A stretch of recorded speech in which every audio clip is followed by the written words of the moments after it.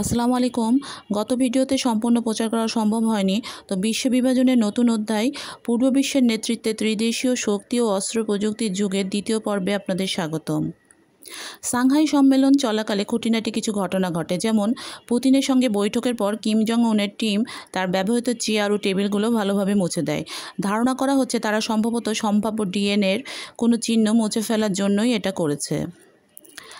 এদিকে বেইজিং প্যারাড চলাকালে মাইক্রোফোনে ধরা পড়ে চীনের প্রেসিডেন্ট শি জিনপিং এবং রাশিয়ার প্রেসিডেন্ট ভ্লাদিমির পুতিনের ব্যক্তিগত আলাপ।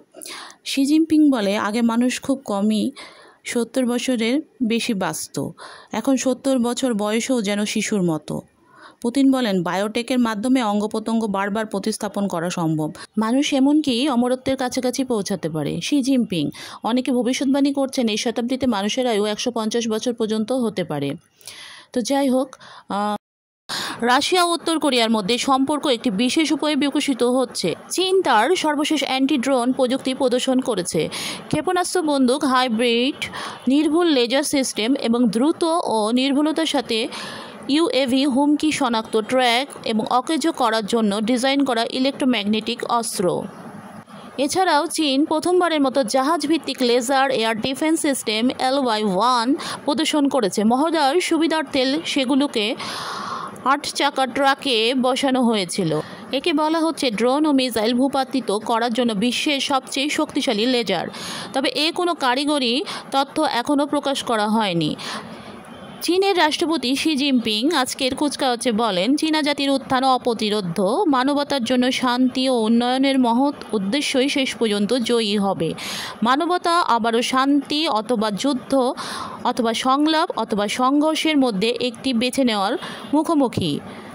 এদিকে মার্কিন প্রেসিডেন্ট ডোনাল্ড ট্রাম্প বলেন যে বড় প্রশ্নের উত্তর দেওয়া উচিত, তা হলো চীনা রাষ্ট্রপতি শি কি আমেরিকার বিপুল পরিমাণ সাহায্য ও রক্তের কথা উল্লেখ করবেন কি করবেন না, যা আমেরিকা চীনকে সাহায্য করার জন্য দিয়েছে একটি অত্যন্ত অবন্ধুত্বপূর্ণ বিদেশি আক্রমণকারীর হাত থেকে মুক্তি পেতে। চীনের বিজয় ও গৌরবের সন্ধানে অনেক আমেরিকান মারা গেছে। আমি আশা করি তাদের সাহসিকতা এবং আত্মত্যাগের জন্য তাদেরকে যথাযথভাবে সম্মানিত ও স্মরণ করা হবে। রাষ্ট্রপতি শি এবং চীনের বিস্ময়কর জনগণের জন্য উদযাপনের দিনটি হোক খুব ভালো এবং দীর্ঘ। ভ্লাদিমির পুতিন এবং কিম জং উনকে আমার আন্তরিক শুভেচ্ছা জানাবেন, কারণ আপনারা মার্কিন যুক্তরাষ্ট্রের বিরুদ্ধে ষড়যন্ত্র করছেন।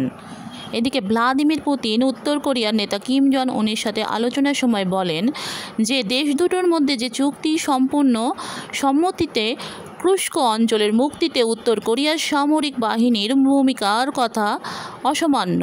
আধুনিক নব্য নাৎসিবাদের বিরুদ্ধে লড়াইয়ে উত্তর কোরিয়ার ভূমিকা রাশিয়া কখনোই ভুলবে না। উত্তর কোরিয়ার সৈন্যরা ক্রুস্ক অঞ্চলের বীরত্বের সাথে লড়াই করেছেন।